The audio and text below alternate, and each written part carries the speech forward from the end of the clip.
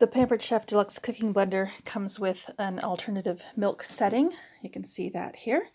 And the cookbook that comes has a bunch of recipes, but I would like to add that Google is your friend and you can find all sorts of alternative milks on Google. Today I'm going to make a cashew milk, and this is just about a cup of cashews that have been soaking in water for at least 4 hours.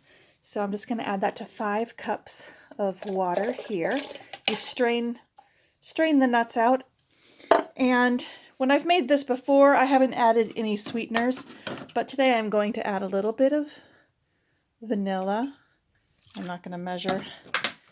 And then I'm going to add some agave, which just gives it a little bit of sweetness, I guess. Like I said, I haven't done it with sweetener before.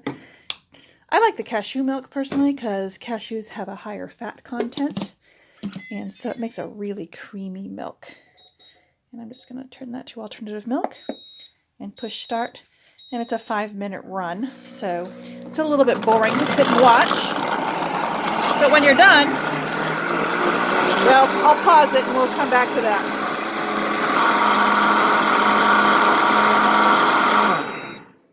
All right, thought I'd catch the last few seconds of that run. There's the cashew milk, and I wanted to note that the blender comes with a bag for straining the alternative milks with. So you just pour the milk in here and you'll strain it out. The pulp will be left behind in the bag, and you can save that if you want. Some people dry it out and turn it into, like if they're making almond milk, they'll make almond flour out of the leftover pulp. I just save it and I throw it in a smoothie usually.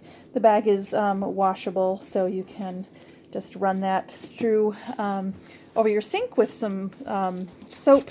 It's got this nice fabric to it, so it's really easy to clean. Anyway, there it is. There's the cashew milk. Okay, thought I'd show you the final result. There's kind of the paste that's left.